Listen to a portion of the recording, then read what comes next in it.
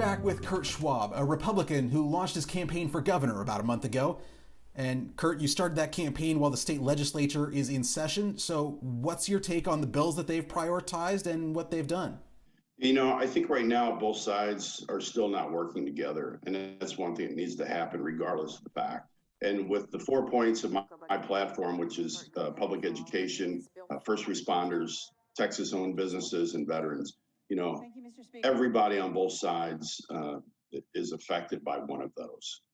And that's part of the plan, is to help bring both sides together to agree on something. Everything is not going to be perfect.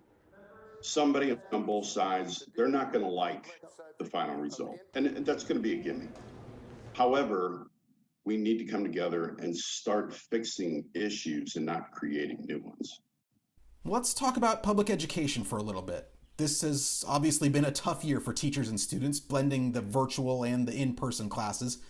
What do you think our education system needs right now, and what are you prepared to do?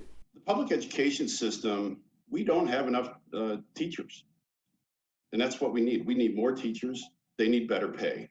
I can't tell you how many times I have neighbors who are high school teachers, and I can't tell you the number of stories that they tell me each year.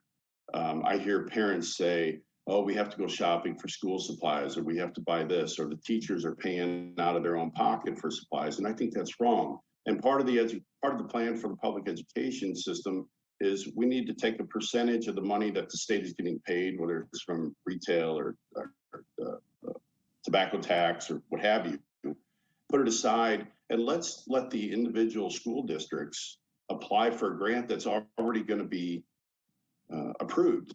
But they have to give us a list of what they need. Who are we to tell the teachers on what supplies they need, or how many teachers in a school that we need? We need to fix that. And we need better education. We need to bring back history, cursive writing, just simple stuff like that. So it will work. And what's your take on the STAR test? There are a lot of people who think it's a good way to hold educators accountable, and a lot who think it just distracts from the real task of educating children.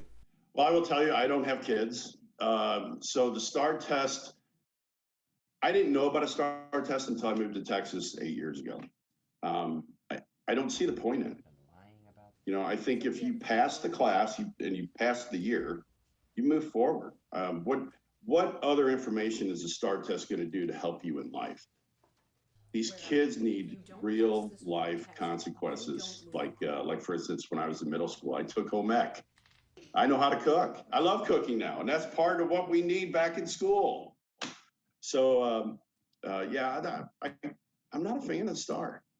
Let's get rid of it. Let's move forward. And not surprisingly, being an Air Force veteran, you say that helping veterans is a big part of your platform.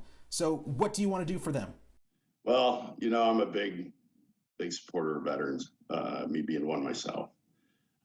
Right now in Texas, if you are 100% or a Medal of Honor recipient, you don't pay a property tax. The start to help with the property tax issue in Texas, I want to lower the percentage to veterans, the disabled veterans, to 70%. So if you're 70% or higher, you're not going to pay a tax. If you're 50%, then you're going to pay 50%. If you're 10%, you pay 10%, because obviously you're getting a different range of money on each end. I believe that all disabled vehicles, veterans vehicles, we shouldn't have to pay a tax on the tolls.